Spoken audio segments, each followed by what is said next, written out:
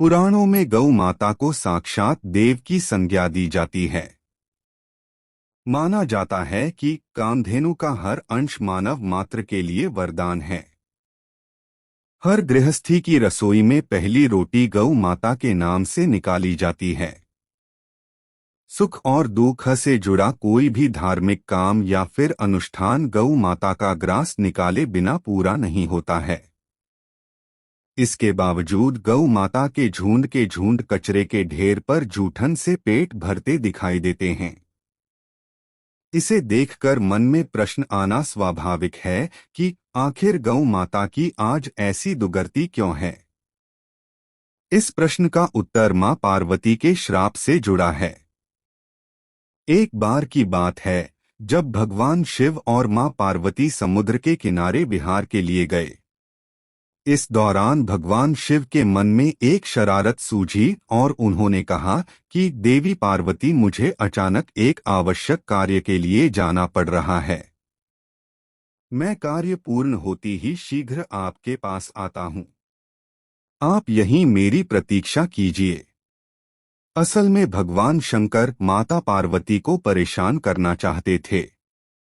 भगवान शिव की बात मानकर माता पार्वती अकेली ही समुद्र तट पर बैठकर उनकी प्रतीक्षा करने लगीं और इसी तरह शाम हो गई। उस दिन 30 की तिथि थी।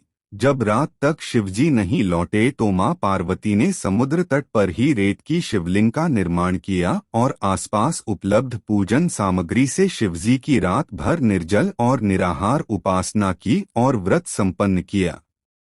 भगवान शिव वहां सूक्ष्म रूप में पहले से ही विराजमान थे और वो सभी गतिविधियों को निहार रहे थे। सुबह होते ही मां पार्वती से समुद्र में रेत की शिवलिंग और पूजन सामग्री को विसर्जित कर दिया।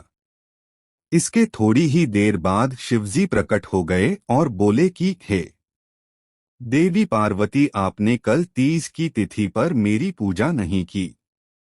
पार्वती जी ने कहा कि भगवान, मैंने आपकी पूजा की है और अभी सामग्री विसर्जित की है।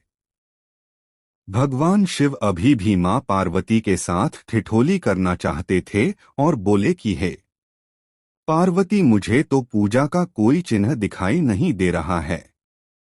अगर आपने पूजा की है तो उसका प्रमाण दीजिए। शिवजी की बात सुनकर माता पार्वती ने आसपास देखा और उन्हें वहां एक गाय खड़ी दिखाई दी। उन्होंने भगवान शिव से कहा कि ये गाय मेरी साक्षी है। जब मैं पूजा कर रही थी तब ये उपस्थित थी। भगवान सदाशिव ने गाय से पूछा कि क्या पार्वती ने पूजा की है, तो गाय ने नामे सिर हिला दिया। भगवान शिव ने कहा कि पार्वती, आप असत्य कह रही हैं। गाय ने तो गवाही नहीं दी।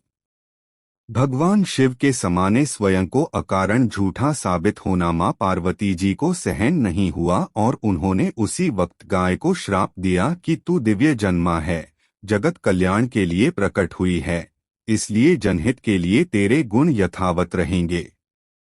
किंतु जिस मुख से तुमने ये झूठी गवाही दी है उसे दंड भुगतना पड़ेगा। झूठ बोलने के कारण ही अब झूठन ही तेरा आहार होगा। इस तरह झूठ बोलने से गौ माता पार्वती देवी के क्रोध की भागीदार बनी और आज तक उनकी संतान अच्छा भोजन प्राप्त होने के बावजूद भी झूठन ही खाती है।